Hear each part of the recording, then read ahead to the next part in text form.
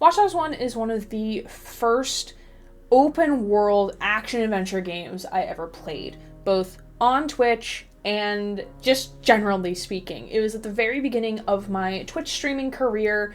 I didn't really know what I was doing, and it kind of just fell into my lap in like the best way possible. Watch Dogs has definitely shaped me as a gamer, and definitely in terms of like styles and games that I enjoy playing, but also introduced me to a very big genre of gaming, which is like action adventure mixed with stealth, shooting, and a game with a decent story. In honor of its 10th anniversary, I wanted to make a retrospective video talking about Watch Dogs, its impact on me, specifically because I do not speak for the entire gaming community, but also looking at how the different mechanics and how it holds up 10 years after release, and I hope you're ready to dive in with me.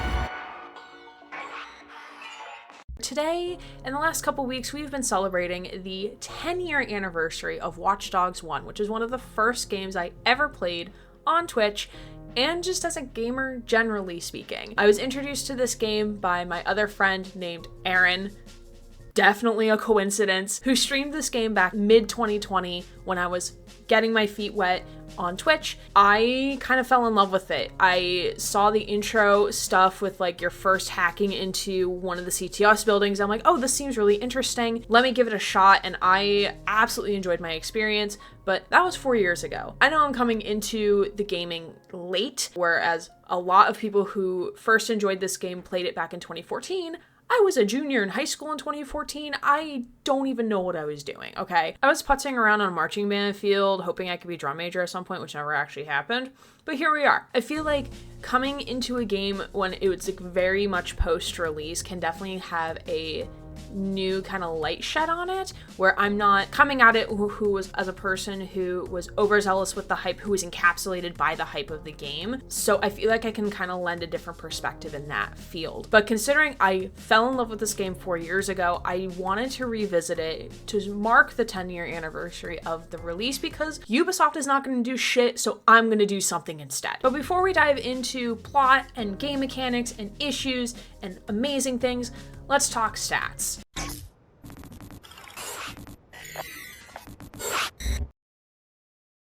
The game came out on May 26, 2014, or depending on where else you look, May 27th, 2014. Choose whatever you want to believe. I'm not going to dictate your life like that. Developed and published by Ubisoft and multiple of its Ubisoft branches. It's an action-adventure game, and on Steam alone, it sold 1.8 million copies, but also shipped over 10 million copies worldwide. Development first began in 2009, with its first actual release being in June 2012, which lended a lot of hype for the game. People were really excited for it. It got nominated for most anticipated categories in a couple of award shows leading up to its release. After its release, it was nominated for multiple categories across a couple of different award shows, including Game of the Year, Best Gaming Moment, Lighting and Texture, Control Design in 3D, and Supporting Performance in a Drama, which was Aaron Douglas as Geordie Chin. It also won Studio of the Year for Ubisoft Montreal at the 32nd Golden Joystick Awards. Since then, the game has been receiving a mostly positive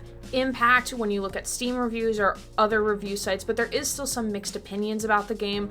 I think it didn't help that this game came out roughly 6 months after the release of Grand Theft Auto 5. In comparison, the two games, they have a lot of similarities, but they're also vastly different. But I can see why people would compare GTA 5 to Watch Dogs 1. At this point, you're probably wondering what the plot of the game is, especially if you've never played it before. If you don't need a short recap, feel free to skip to this timestamp.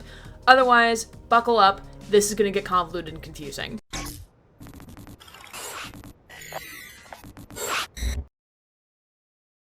In the game Watch Dogs, you play as a hacker named Aiden Pierce, a man in his late 30s whose world gets destroyed when a simple hack job ends up with his niece being collateral, her death sparking his 11-month vigilante spree to hold those responsible for the hit that caused her death. Across the 5 districts of Chicago, Aiden works with a variety of people, including Bad Boy 17, aka Clara Lil, Jordy Chin, Raymond Kenny, and others to piece together the convoluted timeline and messy hierarchy of Chicago's underworld networks, all just to find a singular name. Meanwhile, Aiden's former hacking partner Damian Branks has kidnapped his sister as a bargaining chip for Aiden to help decrypt information he found on a hard drive that would allegedly help trace them back to who ordered the hit on both men.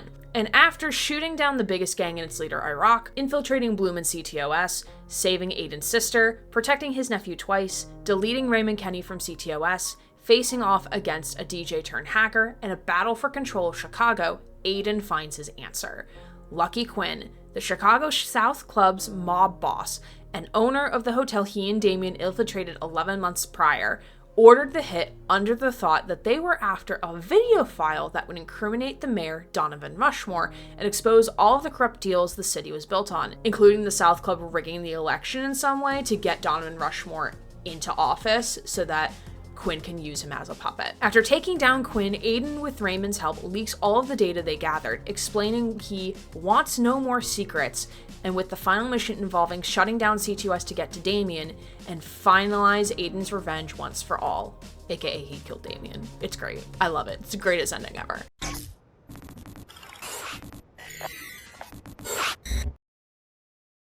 So there's 4 central game mechanics when it comes to Watch Dogs 1. There's hacking, driving around or boating around, stealth, and then combat. The main appeal for this game that I had, at least, was to the hacking mechanic. Granted, the hacking in Watch Dogs 1 is nothing like hacking in real life. They had to make it exciting in some way, which I can respect and understand. There's a skill tree which lets you choose different things that you can learn to hack or gain access to hacking. So in the beginning, you don't really get to hack a whole lot of things by nature of like you need to explore and do more with the game in order to access all of that stuff. So throughout the game, like once you've unlocked everything, you can hack things, traffic lights, bridges, blockers, road spikes. You can hack people's phones. You can steal money from their accounts. You can listen on their private conversations. You can see their text messages. You can hack someone to see if there's a crime about to be committed too, which is pretty cool. There's other types of hacking that you do as well, mainly for the main story beats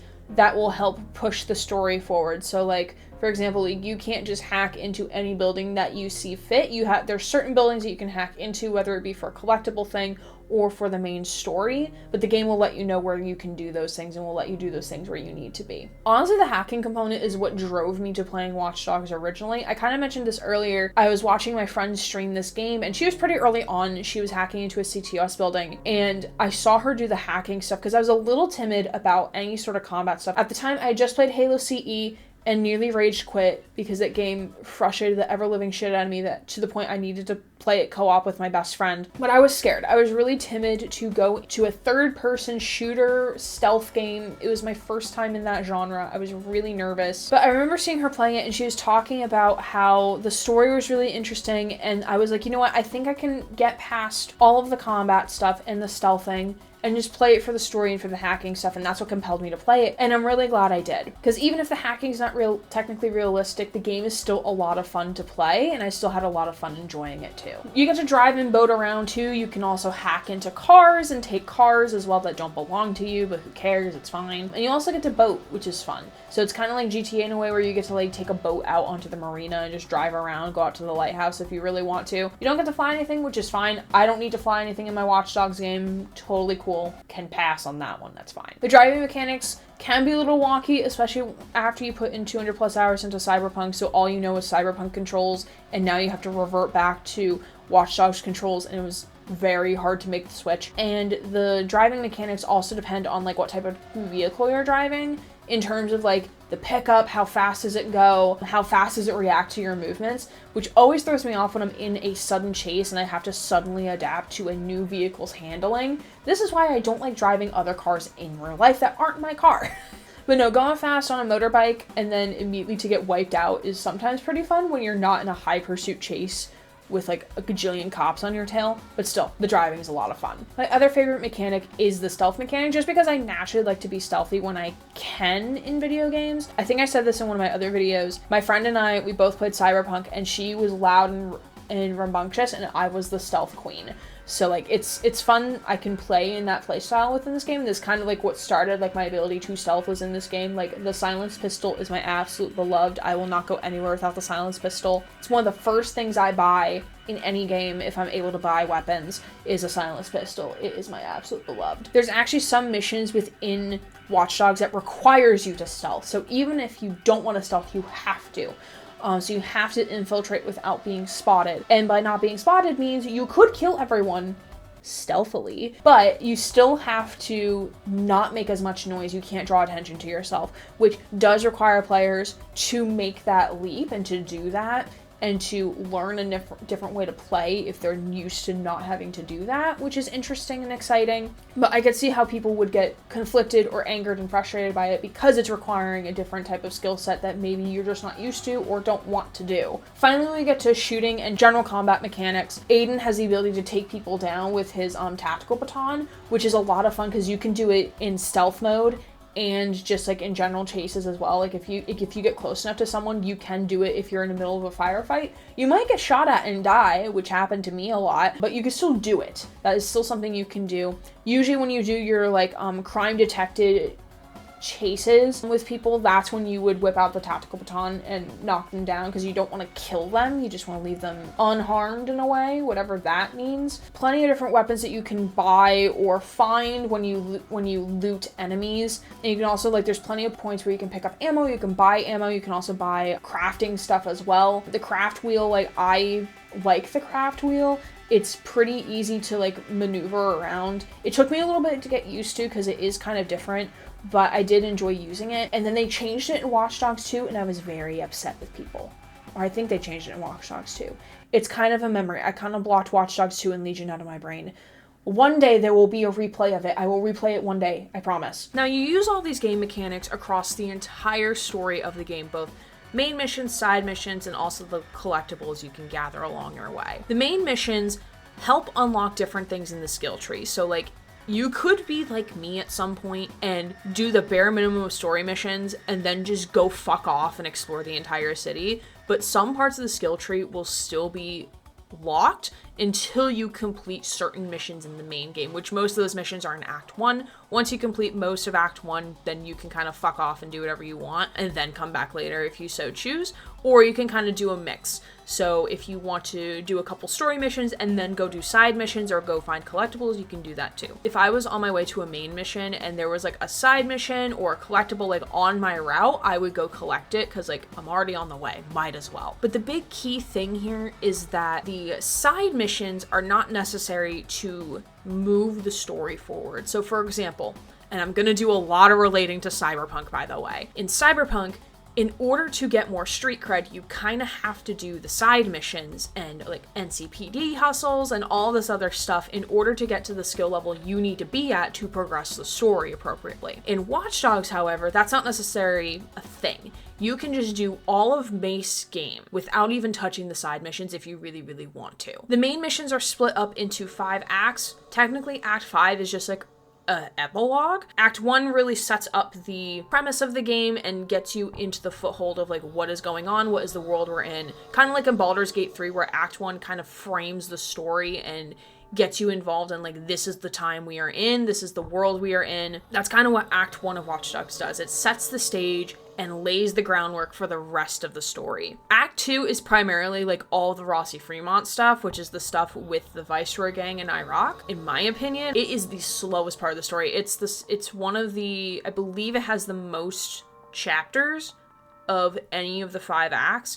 Granted, the chapters might be a little shorter than Acts 3 and 4, but there's still a lot going on. And I think that's where I ended up getting the most confused upon my initial playthrough, because I just could not comprehend what was going on, why we were doing certain things. Like, it was really, really hard to follow. I remember being really, really confused upon my first playthrough of like, okay, so like we're doing a side quest for the main quest as the main story. I keep mentioning the side missions. There's different types of side missions. You have 3 buckets. So you have the fixer contracts, which is where you just like, you get into a car and you drive around the city, whether it be you're distracting the police or you're taking some nice cars for a spin you're getting them from point A to point B to point C in as quick time as possible without taking as much damage by like smashing into things, or you have to chase down some guys and hack into their vehicles and gather data. So that's like the 3 contracts under the fixer category. Then there's the gang hideouts where you infiltrate a gang place. Those places are only marked hostile when those missions are active, which is something they updated in Watch Dogs 2. Like, those areas were always hostile no matter if you were in that side mission or not, which I think is a good touch in the second game. But you have to go in and you have to knock down the opponent, which is different from killing them, which it took me a little bit to figure that out upon my first playthrough. Sometimes they mean knockout by like, oh, you just want to make them unconscious, versus knockout is like, oh, you can kill him, it's fine. So you have to go in and knock down the person or persons that you have to knock down, and then you leave. If you get caught, then there's a chase that ensues, but if you stealth it correctly or you just kill everybody in the premises, you're fine. Last but certainly the least, because I hate this side mission so fucking much, is the criminal convoys. The convoys, they go from point A to point B and you have to stop them somewhere along their path. And you have to kill the specific person or persons that the game wants you to kill. And most of the time, you can just run them over, but other times, you actually have to knock them down and not kill them, which I fucking hate those variations so fucking much. Because you have to stop an entire squadron. I haven't figured out how to like do it smooth yet. Maybe I need to go watch some tutorials or something. Yeah, I just hate the fucking criminal convoys. It's so stressful. What's actually cool about the different types of side missions is that the game introduces you to them through the main story within Act 1. During your quest to get access to the prison, you have to stop a criminal convoy to get information about Angelo Tucci. And then there's another mission within Act 1. Well, it's not necessarily a gang hideout that I remember. There might be a gang hideout in Act 1. I don't actually remember off the top of my head. There's a mission where you have to go to the CTOS center and hack your way in. Like, you have to physically go in and find the box to hack to intrude, and you have to do it without getting caught. So that could be killing everyone on the premises or just stealthing your way in, which I've become a master of doing in that mission. One way or another, you have to get in and you have to get out pretty quietly, or else you're gonna have like an army of CTOS people after you. And then fixer contracts, there's a couple different variations of a fixer contract that's available. Like, after the very first mission, you have to drive away from the baseball stadium, which I do in poor fashion upon my first playthrough. You can find my playthrough up on YouTube. You have to leave the area without being noticed by the cops, which can be construed as a fixer contract because you kind of have to do that at some point. Last but not least, we have the collectibles that you can find throughout the game. And these collectibles look very different. They're different things that you can find and collect as per the name implies. So like, there's Maurice's phone logs that you can find. You can track down a serial killer. You can stop human trafficking. There's QR codes. There's invasion stuff. Like, there's a lot of different things that you can collect and do, along with like the town hotspots and stuff that you can check in at, which is also pretty interesting. Do I wish there were more? Always. I always like a good reason to go around and collect things and explore the map. But what they have is already really interesting, like the different varieties of things. But most of the things do come up in the main story. Like, there's a human trafficking ring that you take down. There is, like, Maurice is being held captive by Jordy, so like, you go and find his phones and whatnot. So there's different reasons why those things are around the map, which is pretty interesting, like how they incorporated that into the game. And also through radio broadcasts too, will tell you about that type of stuff, but most of it is through like connected to the main story. Most of it, not all of them. Side comment, the radio is such a good touch to this game. The radio will often change what it tells you based on where you are in the game. So earlier on, like, there'll be an interview with Lucky Quinn within Act 1 and Act 2 that you can listen to. And then once you kill Lucky Quinn, it changes to like, Lucky Quinn has died by a heart attack at a charity auction at his hotel. And it's such a nice touch because it makes the world feel more alive, in that there's things around you that are changing as you progress through the story and as you make bigger and bigger impacts on what's going on in Chicago. Like, I remember at the end of Act 3, when you go into Rossi Fremont for the final time, and where you get all the data, you kill Iraq, and you leave, and you're on your way back to the bunker, and there's this radio broadcast from the local TV station talking about how there's been a gang shootout, and Mayor Rushmore is going to be like, we will find you, we know who you are, we can find all these things through CTOS, blah, blah, blah. And I'm just sitting here like, bro, you didn't do shit. That was Aiden the Fox Pierce, my guy. You didn't do fucking shit. But I remember feeling so angry, especially within this last playthrough that I did in preparation for this video, of being so angry. At the time, I think when I first played the game, I didn't understand entirely like what was going on, like what all the like the red tape and lines were connecting to. But upon like replaying it multiple times, like I understand that like, oh, he's talking about like what we just did. And I think that's such a cool touch, that the radio is just so ingrained in what you're doing in the game.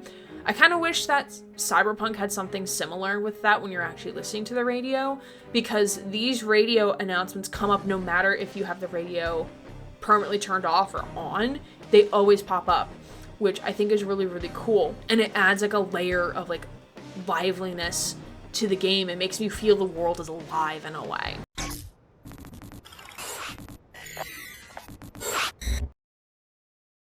So when we're looking at overall plot, Act 4 is very fast-paced, because like I mentioned earlier, Act 1 is kind of setting up all of this stuff to happen. We meet Clara, we are introduced to Damien, we hear about Raymond Kenny through the radio. Act 2 is just a conglomerate of just doing shit with Rossi Fremont, and it is so fucking boring.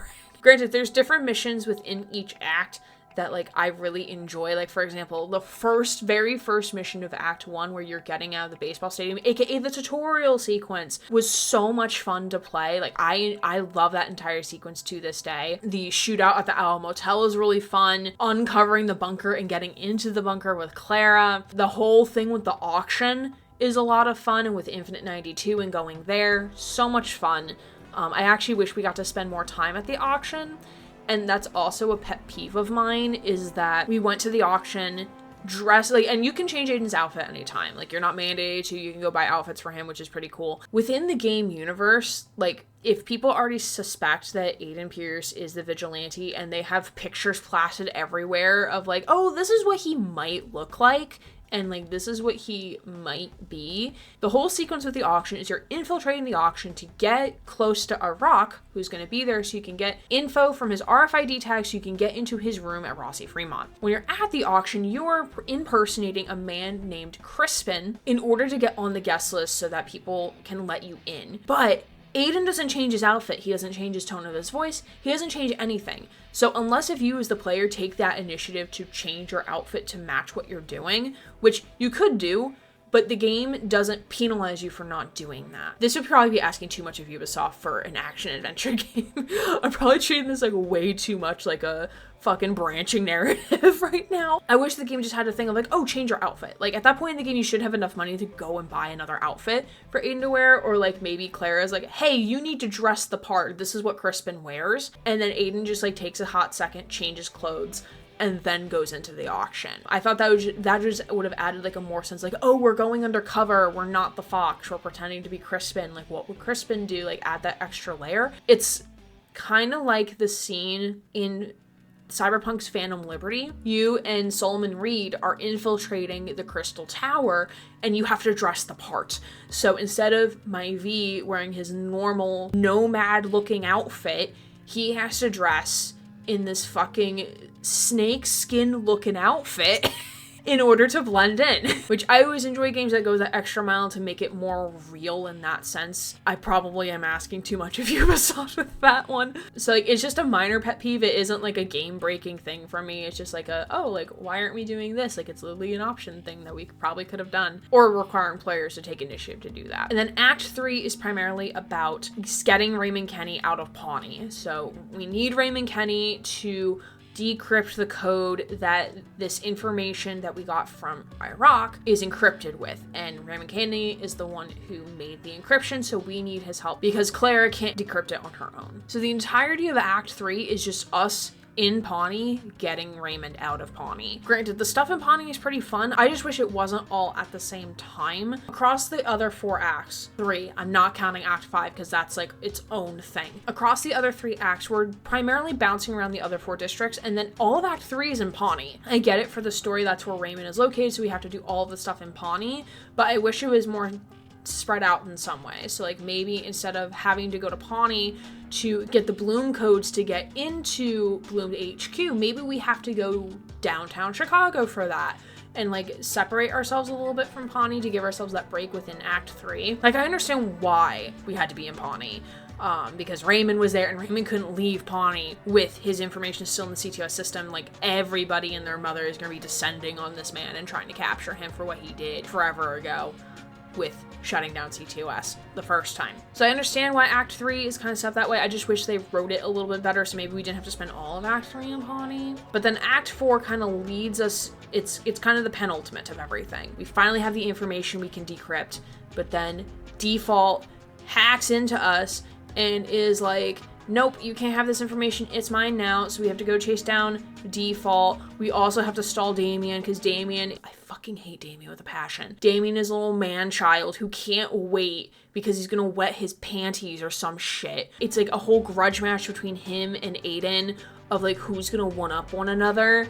And then like in Act 4, it kind of blows up. The entire time there's been this discourse between Aiden and Damien. Damien just wants to work with Aiden again after the original hit. Aiden was like, nah fam, I'm out. I'm not gonna work with you anymore. And Damien took that personally.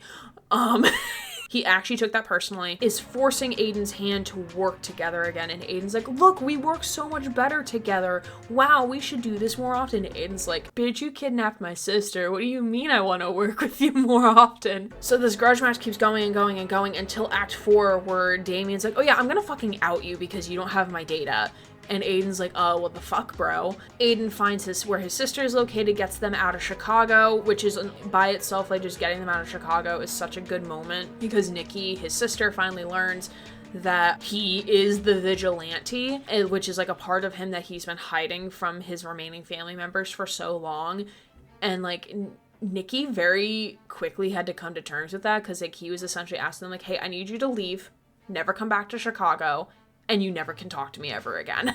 And we do see the fallout of all of that in the DLC for Watch Dogs Legion, which maybe I'll talk about at some point in the future. I need to finish Alan Wake and Baldur's Gate first. But it's kind of interesting to see everything come to a head in Act 4 with it ending up with us shutting down C2S, much like what Raymond did. I forget how long ago, but Raymond did the same thing, and we find Damien and we kill Damien, and Aiden just has this wonderful monologue at the end of it, and he throughout the entire game, he's questioning like who deserves to die, who makes that determination, which leads to the epilogue portion. The epilogue is basically just tying up loose ends with Jordy, because in the very beginning of the game, what started it all is that we found who did the hit, who actually committed the crime, if you will, Maurice. Jordy has been holding Maurice hostage this entire time of this going on. In Act 5, the one mission of Act 5, which is very short depending on how long you want to draw it out, you get to decide, after Aiden does this monologue and speech, Maurice gets to die or you walk away. Now, the implication, there's no change. You don't get extra dialogue for choosing either option. It's just a choice that the player can make, which it feels like a very empty choice because there's nothing tying to it. It's not like you get like an additional side mission to do, or you get like an additional piece of dialogue from Aiden or from his peers about what he did and why he chose to do what he do. It's mainly just his choice in the end, and your choice as the player, which is nice that we get that choice and we get to make that choice as Aiden, but there's no follow-up to it. And again, this could just be me who loves branching narrative games. This might just me being expecting too much of that within this game, but I wish there was like a little bit more of this is what this action leads to. Like even if it was just like an extra dialogue thing from Aiden of like, I made the right choice, or like if he has regrets about it at the end.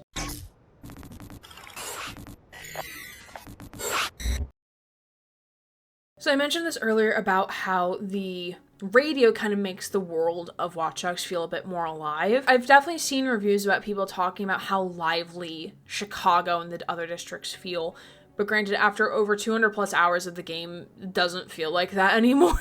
I do remember thinking upon my initial playthroughs that, like, it's cool that, like, there's different dialogues happening as you pass people on the street, or like if you bump into somebody or run too fast or screech your car or like hit something, that the people around you will react to it. It gets very predictable after a while. Like, they don't have many dialogue lines for those things happening, or like what clusters of people will do together. Like, you'll often see like the same like group of like 4 people like in a parking lot like beatboxing to a boombox. But it is really cool, like when you do have the CTOS system up and running, how everything I believe is like randomly generated. The face of the person will match the person that you see in front of you, and it'll have like a designated name, but like the information about the person will change. So like whether they're unemployed or work at Bloom, or what their salary is, and like their random fun fact about themselves. I like all of that stuff. Like, there are people there within the game and they always change, so you're not going to see the same combination of things twice, most likely, from what I remember reading about how that works. The map is probably definitely smaller than GTA 5. Granted, I've never played GTA 5. I've only watched other people play GTA 5, but from just like looking at the map, this feels smaller to it, which isn't necessarily a bad thing. Like, the 6 districts of Chicago, they're all distinctly different from one another. The Loop is like the central area of Chicago. It's downtown.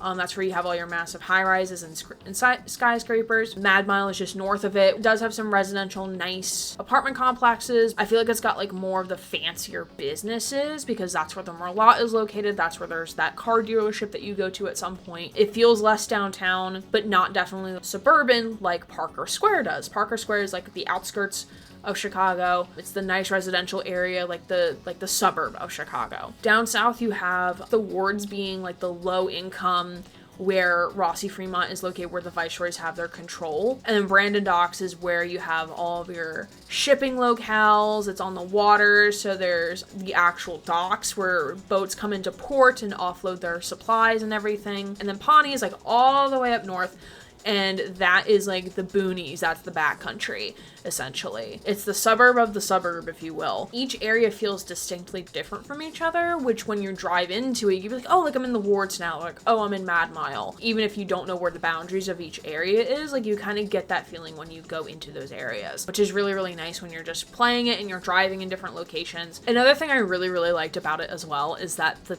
chapter titles for each mission are very, very clever. So usually they are line of dialogue that someone says within that chapter, usually in a cutscene. One of the ones I use as a Twitch alert, actually, is from Act 1's Thanks for the Tip, which is when we meet Damien for the first time after we see the intro cutscene. That's where Damien is trying to convince Aiden to help him with the hard drive, and that there's a second hacker, and Aiden is like, well, we already knew that information, that's not new. But Damien was trying to convince him, and Aiden walks away because he's like, thing is, I don't need you. You need me. And that's the problem. And then like Damien tries to plead with him, and Aiden turns around and is like, thanks for the tip. And it was just like, when I started picking up on it, I'm like, oh, this is so clever how they do that. How there's a line of dialogue that becomes the chapter title, and it kind of loops back in, and it just like makes that like that, ooh, they said the name thing, like when like in movies or in TV shows where they say like the name of the thing. That's kind of like the feeling I got with like each mission title. I remember like, I think it's in Act 4, like someone, like I think the first or second mission of Act 4 is called Someone's Knocking. That is when Default comes into the picture, and Raymond's like, someone's knocking on the bunker door, not physically, but metaphorically. And I just remember being like, oh, they said the title.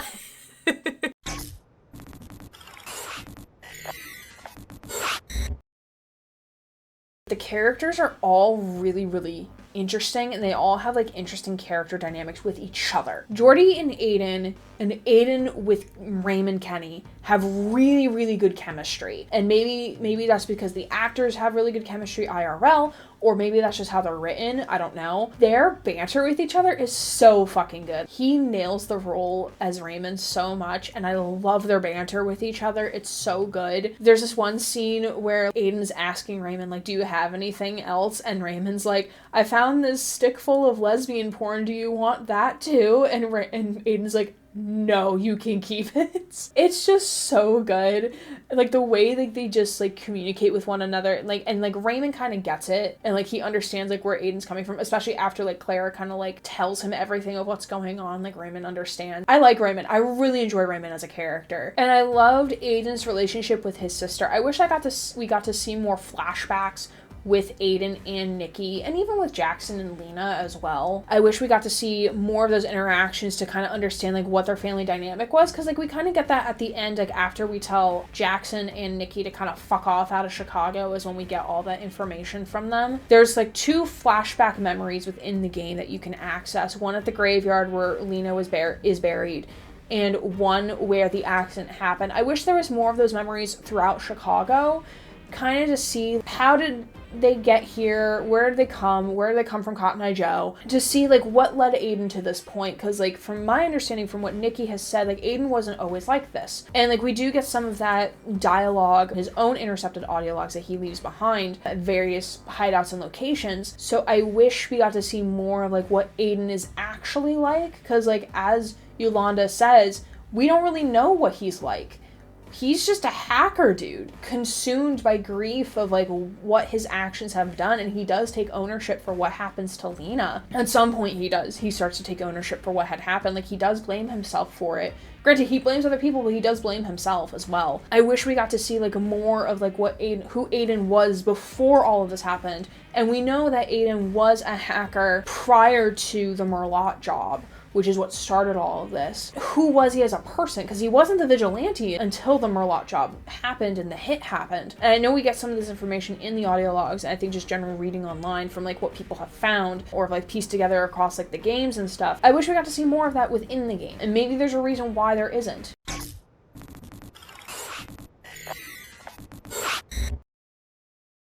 Okay, I think my music degree would be remiss if I don't spend like at least like 2 minutes talking about the music of this game. Brian Reitzel does a fantastic job with scoring the game for Watch Dogs, and it's actually kind of interesting how all 3 games have different composers for it, which makes sense because like they're all different locations around the world, so they have different kind of vibes to them and different styles of how they want to portray the game through music. My biggest gripe about the music is that there is no central theme for Aiden. There's central themes for like Clara, Donovan, which is Mayor Rushmore, but there's no really a theme for Aiden as far as I can tell. Granted, there is motifs that play when Aiden is doing something specific, but it's more about like what he's doing and not so much him as a character.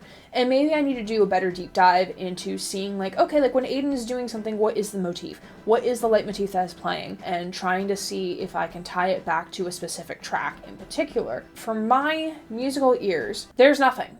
Like when Claire is in the picture, there's usually like this, I don't want to call it sultry, but like this sultry like tone to the music. Quinn has his own distinct theme as well, and same with Iraq, I believe. Even if they're not necessarily on the original main soundtrack, like they're hidden files as well. Shout out to the YouTuber, whose name I cannot remember or pronounce off the top of my head, but I will link in the description, finding all of the hidden OST files, because you are a saving grace, and I love you so much for finding them, because they're some of the best tracks in the game, and I wish Ubisoft would just release them on a fucking album. But the music is just so well done. Like it provokes like images in my brain when I listen to certain tracks. Ghosts of the Past is a track within the original score that is tied to the mission directly labeled Ghosts of the Past, which is the mission where you're getting Nikki and Jackson out of Chicago. During that entire mission, you and Nikki are having this conversation about like him being the vigilante, how long has he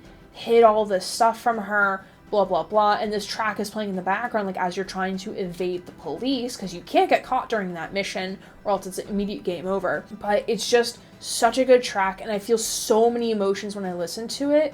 And same with the mission right before that, for the track called Little Sister, which also coincides with the title of the mission called Little Sister, where you're breaking Nikki out of her captor's hands. And it's just so well done, and those tracks mingle so well together too, because there's the theme of Little Sister in that track that's also in Ghosts of the Past. And it's so good. I can gush about the music for probably a good 20 minutes, but I'm not going to. But my only thing is like there's no discernible theme for Aiden, and maybe that's because he's the vigilante and he needs to disguise himself. He needs to pretend to be other people or be a no face in the crowd. He needs to pretend not to exist for the sake of his livelihood. That would be great if that was purposeful, if they purposely did not give Aiden a theme just for that reason. Technically, the track called Vigilante could be discerned as his theme. I don't see it as that. I just see it as the end credit music. The 8 minutes of end credits before they play like a track called Chicago, which is like an actual like DMCA-able piece of music. But the track of Vigilante like could be discerned as like his theme, but you may hear underlines of it throughout the entire game, but like we don't have like an actual like track for Aiden. Like, this is Aiden Pierce in a nutshell. If you put Aiden in music, this is what it is. Like, I even got to the point like back in like 2021, when I was still at the height of like my Watch Dogs phase before I switched to Detroit Become Human, because that's how hyperfixations work. I started writing a theme for Aiden because there wasn't one that I thought was his theme, and I was like, I want to make one for him. But no, other than that, like, I do not have any gripes with the music. The music is fantastic. The layering and the looping of the music is really, really good within the game. I just wish they released the hidden OSTs. I just want those on my Spotify all the time so I can listen to them on repeat because they're so fucking good. But no, the music's really well done, and like I mentioned earlier, the music for all 3 Watch Dogs games are so vastly different from each other, and I think that's in a good way. Like, they really tell the story of each area. Watch Dogs 1 feels very grim in its music and its style because like Chicago is an older city. It's not as vibrant as San Francisco, on the other hand. And, like, it's taking place in mid-fall, so there's going to be thunderstorms, and, like, what's happening with Aiden is already very grim. Like, he's trying to avenge his niece's death. He's dealing with a lot of grief and emotions, even if he doesn't show those emotions. And even though I screamed at him many times in my initial playthrough, like, Aiden, just fucking cry already, and he's not going to because it's Aiden fucking Pierce, but it still has that underlying, like, sadness to it, which I think fits really, really well, and I commend the composer so much for making it work.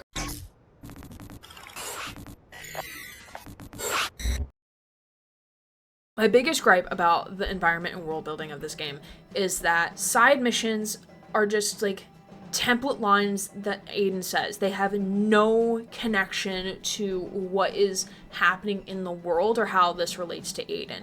In Cyberpunk, as an example, all of the fixer contracts and the cyber psycho sightings, there's some substance with it. So like there is a reason why V is going to do what he does, and why the fixers are asking him to go and do this thing. Even though it might not relate back to V, it gives more foundation into like this world is living and breathing. There are things happening. There's names to these people. With Watch Dogs, however, when you take a contract, it is very generic. There is nothing specific, especially for like the gang and the criminal convoys. Sometimes Aiden will just say like, oh, I can't stop these men from going and murdering somebody. I need to go and stop them or something. Or for the gang hideout, he'll be like, yeah, these people are bad. I need to teach them a lesson that they'll remember. Can we get more substance than that?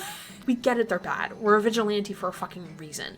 But, like, can we have more, like, description of, like, oh, maybe this someone is a friend of a friend of a friend that we know for some fucking reason who needs vigilante justice intervention to happen. But we don't get any of that. And I think with Cyberpunk, even though I didn't read the mission briefings half the time, you can choose to read them and see, like, okay, so this is the backstory of, like, why we're going after this news reporter, or why we are infiltrating this gang hideout or some shit. And it always just made it feel like there was a purpose for what V was going to do. In this most recent playthrough, like, I really wanted to go and just play through the side quests and do everything all over again. Like, I wanted to 100% it, but I couldn't bring myself to. Like, I had to drag my heels to get through Act 2. Like, that was, like, the biggest hang up for me because I was so fucking bored of, like, all the Rossi Fremont shit. I'm recording this today on May 5th, so I played all of Act 4 yesterday, and I couldn't put it down. I was having so much fun with it, and maybe it's because it's late game. More often than not, you don't really get to late game. We usually, like, start a game, we get to a certain point, and then, like, 6 months later, we're like, oh, we're gonna restart and get to that point again. Act 4 kind of had that pull on me to go and just play through it all. Also because I had a deadline of recording this video today. If I didn't record this video today, I was going to be very mad at myself, so I kind of had some pressure from my brain to do the things. I was dragging my heels to finish playing this game, and I remember initially playing it, I had to know what happened. And maybe it's because I already know what's happening. Just a little things were fuzzy. If you saw my poorly explained video, I am definitely missing things from that video. I had to drag my heels a little bit, and maybe that's because Cyberpunk spoiled me. Baldur's Gate spoiled me. Many other games have probably spoiled me. This game just doesn't live up to that. I know some people bitch about the graphics when the game first released because it wasn't what the graphics originally looked like. To me, playing this game 6 years after its release, I thought the graphics were fine. The only thing was that the coat was very glitchy at certain points, and that could have been because I was playing on a lower game setting when I initially played it. When I played it on higher graphics settings for this playthrough, the coat didn't glitch as much. It acted as a coat would, waving in the wind naturally. But I remember making jokes about the glitchy coat senses are tingling because of how often it would just like glitch out and like freak the fuck out. And after playing it again, remembered but didn't remember that the credit sequence at the end of the game had these mini videos in them to explain like kind of what happens to Chicago after Aiden does all the things he does. It's such a good touch because it leaves, like, even though there's definitely doors that are still open, things we don't know entirely of like what happened or what was the fallout of that situation, it was still really cool to see like, oh, like Yolanda Mendez is writing a book about her interactions with Aiden and doing like a mental dissection of his brain. And we see Charlotte Gardner, who is becoming like the new representative of Bloom and CTOS. And then we get a trailer for CTOS 2.0 because they didn't learn the mistakes the first time, I guess, or the second time that Aiden and Raymond hacked into CTOS proper. I guess third time's the charm with Watch Dogs 2, I guess. But considering that we got a Watch Dogs Legion, which is technically Watch Dogs 3 in my mind, they didn't really learn the lesson. So it was a good way to paint a picture for a future Watch Dogs. Planting the seed of CTOS 2.0, they're planting the idea of like, oh, there could be a second game where we delve into what this looks like in a different area, because CTOS 2.0 would roll out in major cities across the country and across the world, where CTOS 1.0 was just in Chicago. So it was kind of like the test run, and then this like kind of led them like, oh yeah, we're gonna branch out now, and then that could lead to other games, which it did. I know I probably mentioned this already, but modern games have definitely spoiled me. Like I said, with the side missions and stuff, like I just don't feel any connection to do them. The collectibles stuff was still really fun to do regardless, because it was just really interesting. I wish there was more collectibles. There's audio logs for Aiden and Maurice, which those are collectibles, of Lucky Quinn, of Iraq, of Bedbug, like of all these people. I wish we just got to see more of like Aiden just being himself. But maybe that's the point of the game, is where you're playing as a vigilante. Unlike GTA 5, like you wouldn't go play tennis in your downtime because technically you're under a time crunch of having to save your sister so that Yolanda doesn't call the fucking cops. Sidebar, I feel like that conversation with Yolanda about like, if I don't hear from Nikki soon, I'm calling the police, should have come later in the game to give more of that impression of like, oh shit, we're on an actual time crunch. It comes too early in the game, in my opinion. I think it comes in Act 2, in late Act 2, because that's after the auction. That's after the auction mission. So it comes a little too early, in my opinion. Like, I feel like that should have been in late Act 3, where you need to go save Jax, returning him to like, Yolanda. That's where she's like, okay, it's been long enough. Where the fuck is Nikki? If I don't hear from her soon, I'm calling the cops. And then that kicks into Act 4, which is where nonstop shit is happening. I feel like that would have made more sense timeline-wise, because like in theory, like have that conversation with Yolanda and then just fuck off and not do anything else.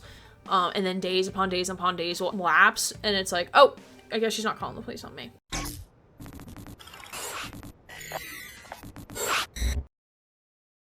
10 years on, like it's still not a bad game. But if you haven't played it, I do recommend it. The side quests feel really, really repetitive after a while, and there's still like some nitpicks about certain things. The biggest standout about this game to me is that the story, though convoluted, is really, really good.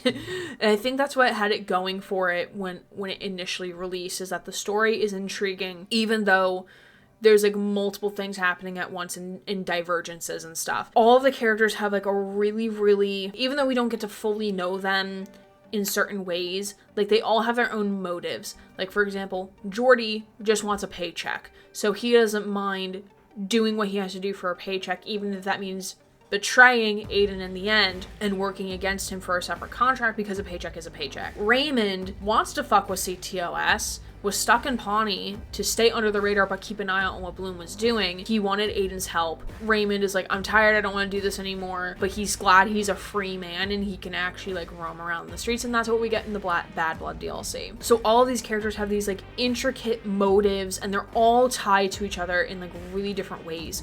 Like, we didn't learn until the beginning of Act 4 that Clara actually helped, I believe it was Lucky Quinn, or like one of Lucky Quinn's men, find Aiden and Damien, who did the initial hit on the Merlot. I remember being really, really confused upon playing it at first, and then like when I replayed it a couple times, I'm like, oh, that's what Clara did. That's why Clara is here. Because I originally thought, like, I think we all were led to the belief that Clara, Bad Boy 17, was just a hacker that Aiden hired to help. That's probably what happened, but Clara wanted to do more. She wanted to make up for the mistake that she did for ratting out Aiden and Damien, because she didn't know it was going to lead to his niece dying.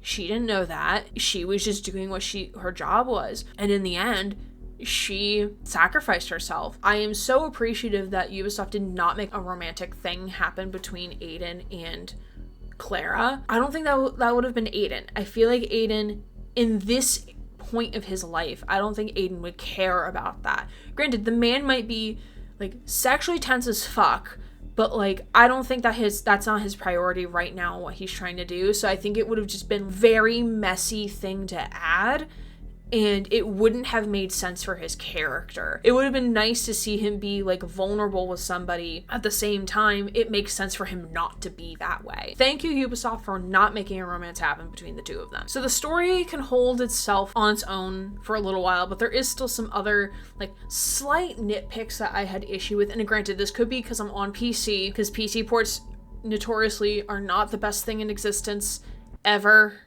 Unless if you're certain game developers, then maybe. One of them being like a big game-breaking bug that was never fucking fixed, or at least in my version, because I also don't have access to the online stuff on my PC Steam version for some fucking reason. I even tried booting the game in the Ubisoft launcher, and it's like, oh yeah, you can't have access. You're not allowed to have access to the online shit, because I wanted to try doing the online stuff and I couldn't, which is sad. There's one game-breaking bug that takes place during Act 2, where you have to go to Bedbug's house and tap his phone so you can get some blackmail on him. If you do the mission as intended, you will not be able to complete the mission. I had to find a fucking workaround to do it. I had to go around to the front of his house, throw a grenade at the front door, let it explode, and then go back around and hack the apartment, which is just like, why is this not fixed?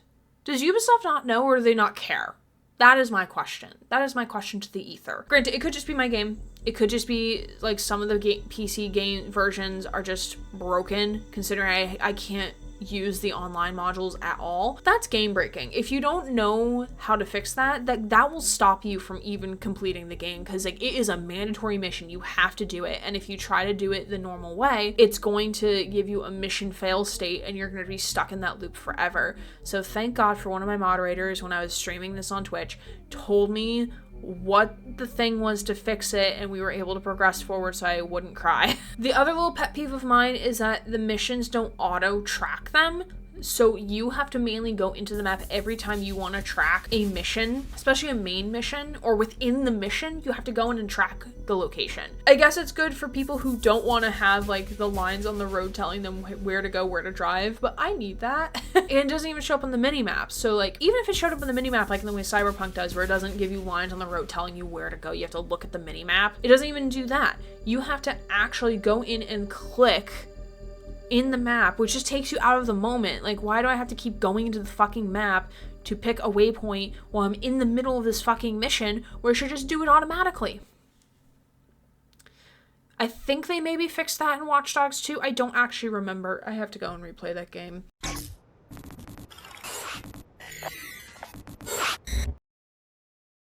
But despite all of that, and there's probably things I'm missing, I could sit here and talk for like about probably 5 hours about this game. It's still a decent game. If you haven't played it, I do recommend playing it, even if it's just for the story alone. Like, you don't have to do any of the side missions, you don't have to do any of the collectibles, but I think the collectibles are kind of fun. I highly recommend it. The story is really good, and I'm not doing the story a service. Like, there's things and little things of the story that I am missing. There's a lot of convoluted things that happen. There's a lot of intersecting that goes on. Do I think it stands strong after 10 years? Maybe not so much.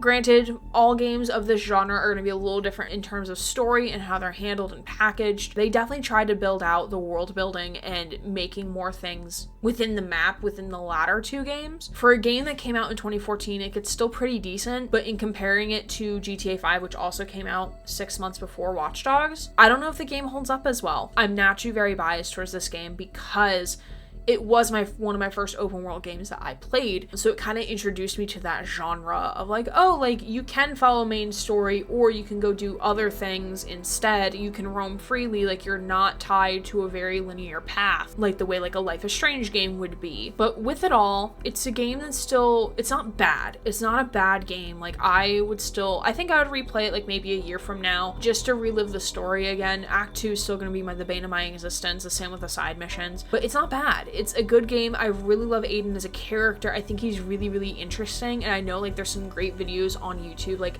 talking about his psychology of like who he is as a person, which I do highly recommend if you're interested in any of that type of thing. They're really good to listen to. The people who done them did their research and did it well. So to my gamers and lore lovers, I'm curious. It's been 10 years of Watch Dogs 1. What are your thoughts? What do you think? I'm also really curious to know like if you played it upon initial release and what your thoughts were versus if you were to play it today, and what do you think of it now? It's been 10 years. I'm curious to know how thoughts have progressed about the game since it's 10 years old now. I am manifesting that Ubisoft will do something, but given that there is a leak from somebody saying that Watch Dogs is quote-unquote dead to the developers, I don't think we're going to get any other Watch Dogs content, which is really sad. Legion did have its flops and faults with it, but I don't think that should have been the reason why they canceled everything for Watch Dogs, because Watch Dogs is still a really interesting franchise as a whole, and I really wish they just didn't throw it away just because Legion didn't do well. So I appreciate you taking the time to watch this video and perhaps my other two Watch Dogs videos. Watch Dogs is still really, really important to me as a game. It's kind of set the foundation for me as a gamer and as a Twitch streamer. So I appreciate you taking the time to watch this video, and feel free to let me know your thoughts in the comments below, what you think of Watch Dogs 1 and maybe even Watch Dogs as a series. I would love to engage in that conversation, and if you want to see me talk about Watch Dogs 2, Watch Dogs Legion, or even the DLC for Watch Dogs 1, I'm all ears. I would love to make more videos like this in the future. So special shout out to my Ko-fi supporters as well. Thanks for supporting me in what I do financially, and if you excuse me, I have some vigilante justice I need to go do.